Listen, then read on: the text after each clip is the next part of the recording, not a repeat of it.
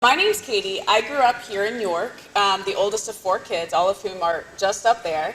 When I was growing up here, York was as bucolic and lovely as it was determined to remain insulated from the rest of the world. As an adult, I became a speech pathologist because it really mattered to me to work with those who didn't have a voice and to help them to either have a voice or to speak for them. My job would take me to Chicago, which of course is a bit different than New York. Chicago would introduce me to people who I never would have otherwise known.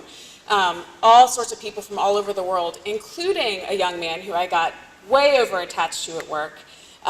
He had his own story, which is his to tell, but this is me very desperately trying to convince him to wear a helmet because he didn't yet have a skull over his brain. He was much more seriously considering whether or not to cut his hair because even a brain injury really isn't competition for being a teenager. Chicago would open my eyes to how much more of the world there was and how much more I needed to see. I made a decision to get rid of everything I own to travel the world. I read voraciously everything I could get my hands on, including this book, which I put up on purpose so that you go out and buy it and read it. It changed my life. This book gave me more of a window into the reality of women and kids all over the world, and I knew I needed to kind of go out and see what that meant. I got rid of everything I owned. I bought a one-way ticket. I rented out a bar. I invited everyone I knew, and they all came, and we had a big-ass party. But not before I let myself be convinced by some friends to start a blog, because while I'd always been a writer, I had never been a sharer of my writing, and I kind of figured if I didn't have the courage to do it now, I never would. Yeah, that could be a whole story in and of itself. So people ask me all the time, what was your favorite place? Which of course is impossible to answer. I could tell you that I spent the most time in South Africa, that I maxed out my visa. I could tell you that South Africa is tremendously beautiful and diverse and troubled, that it reminded me a lot of home. I could tell you what it was like to be chased around by baboons, or what it was like to be nose to nose with the Khoisan paintings at the top of the world in Lesotho. I could tell you what it felt like to walk through Soweto outside of Johannesburg, on the very same streets where Hector Peterson was killed as a 12-year-old by the cops, while the children there at that time were getting out of school, and how many times I had to actually sit down because I was just swooning by how kind of overwhelmed I was by it.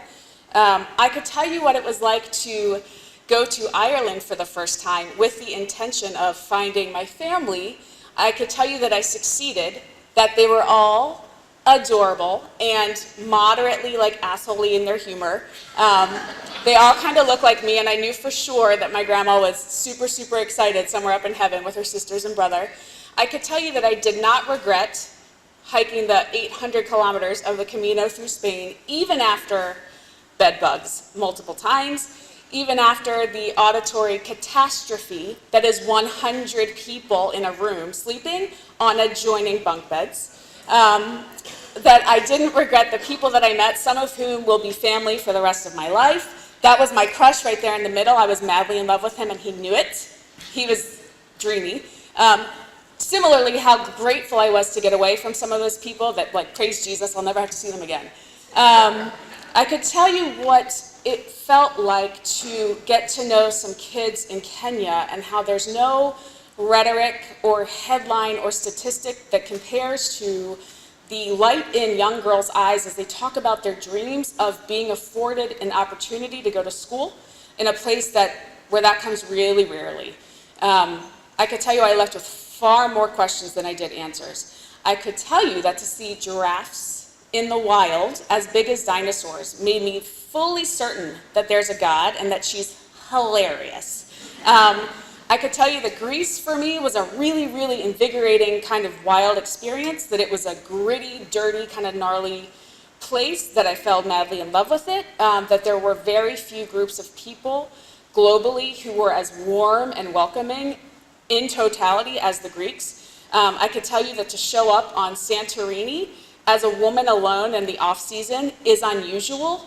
That it caused a bit of a stir with the 17 people who live there in the off-season, but that it also afforded me an opportunity to things I never would have otherwise known about, including this evening at a hole-in-the-wall bar with one of the best Pandora players on the earth, and how delightful it was to drink lots and lots of wine and smoke lots and lots of cigarettes with this face all night long. I could tell you that I had my ass handed to me in India. More so what it felt like to get to Nepal afterwards, and to crash out and to start to realize how very little I know or understand about anything. How much it meant to me when a gentleman sat down with me at a tea shop in the Himalayan Valley and very patiently and graciously tried to help me understand some of the cultural things that I don't understand, that I wasn't privy to, and how he very quietly told me that in his family, he had decided as the patriarch that now the baby girls would receive the same blessing as the baby boys, so that there was hope, maybe. This lovely family in Nepal took me in. I was pretty pathetic. I was very, very skinny. They would share with me, among the three of us, their only egg. They would invite me into their apartment and we would sit on the floor and the granny would squish my bony face at the time and just cuddle me in Nepalese, and I realized how very little we actually need language to communicate. I could tell you what it felt like to get to New Zealand at the end after being away for over a year, and how rich it felt to breathe in really clean, beautiful air in this pristine place, and how very privileged I know I sound to even admit that out loud, because it's an opportunity that very few have. I could tell you that in reality, I think for the most part, I'm not going to ever digest or understand kind of what the experience was, particularly coming back to York, but that if I know anything at all, which I'm not sure of, it's that I'm quite sure we belong to each other and that we are our best bet. Thanks.